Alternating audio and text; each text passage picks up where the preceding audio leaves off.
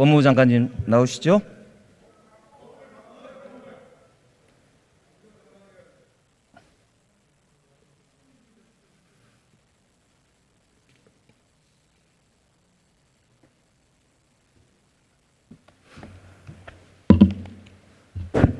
예, 장관님, 인사정보관리단 신설의 취지와 업무 실적을 좀 설명을 해주십시오. 여러 번 말씀드렸는데요. 그동안 민정수석실에서 관장해온 인사 검증 업무 일부를, 그러니까 객관적인 1차 검증을 해서 판단 없이 제공하는 1차 업무를 법무부 인사검증단을 만들어 신설해서 부여한 것이고요. 그 취지는 여러 번 말씀드린 것처럼 음성적으로 청와대에서 전담해오던 인사검증 업무를 부처의 통상 업무로 루틴화시켜서 그것을 투명화 객관성을 높이겠다는 취지입니다. 그리고 과거의 경우에는 기록이 전혀 안 남아 있지 않습니까? 과거 정부가 뭐 수만 건 인사검증을 했을 텐데요.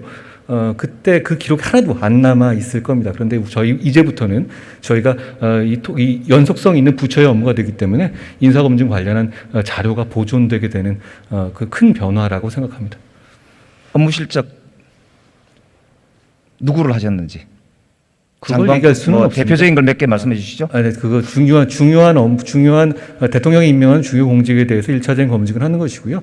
과거에도 그랬다시피 누구를 검증했다 이렇게 발표는 안 하지 않습니까? 위원님께서도 잘 아시다시피. 그런데 그렇게 안 하는 이유는요. 그렇게 안 하는 이유는 인사 검증이라는 것이 실제로 인사를 지명되는 사람뿐 아니라 여러 후보자를 검증을 하는 것이고요. 그것이 프라이버시의 문제나 그리고 그렇게 불투명하게 하시면 어떡해요? 예? 투명하게 해야죠. 당연합니다. 지금 저한테 질문을 하고 계시지 않습니까? 그러니까 업무 실적을 설명해 달라고요. 제가 설명드리고 있습니다. 지금 말씀드린 것처럼 저희가 6월 7일 날 출범했죠. 그 이후에 대통령 임명한 주요 직위를 보좌하기 위한 인사검증 업무를 수행했습니다.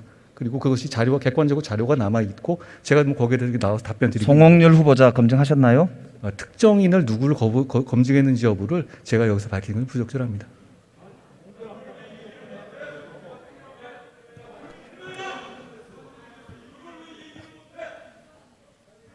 장관님, 예? 1차 검증의 뜻이 무엇입니까? 그러니까 윤석열 정부의 인사검증 책임자는 누구이고 어느 부서입니까?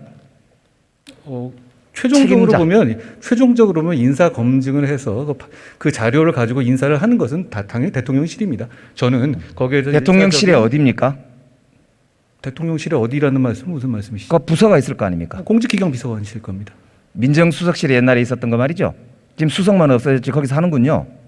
공직기강 그러면 옛날에 있었던 것처럼 거기가 책임자라면 거기서 뭐 치안이라든가 왜 검찰을 관장하는 인사정보관리단을 민정수석실은 없어졌죠. 만든 이유가 뭡니까? 무슨 말씀이시죠?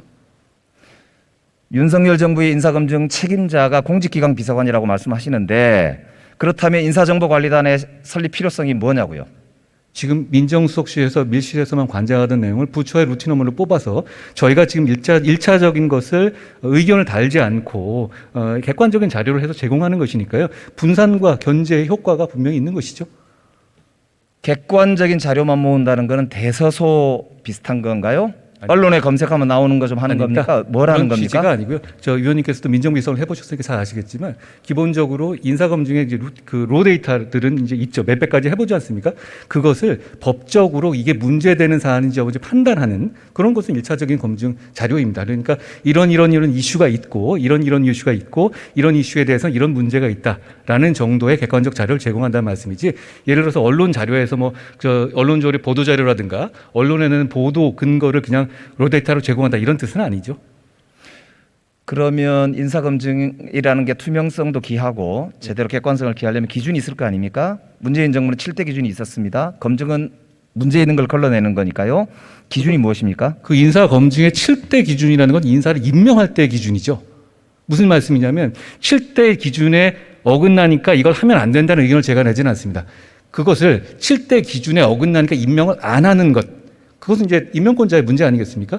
그런데 지난 정부에서는 7대 기준이 지켜지지 않지 않았습니까? 객관적 자료만 수집하기 위해서 검증단을 만들었습니까? 아니죠. 제가 말씀드렸다시피 그 일은 누가 해도 자료- 되겠네요.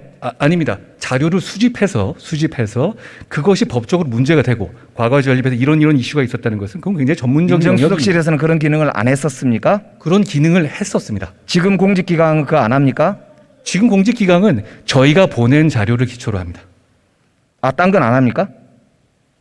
그 무슨 말씀이신지 잘 모르겠어요. 그러니까 추가 검증 안 하냐고요. 추가 검증은 여기서 나온 문제에 대해서 추가적으로 문제가 있어가지고 알아보라고 하면 저희한테 의뢰를 더 합니다.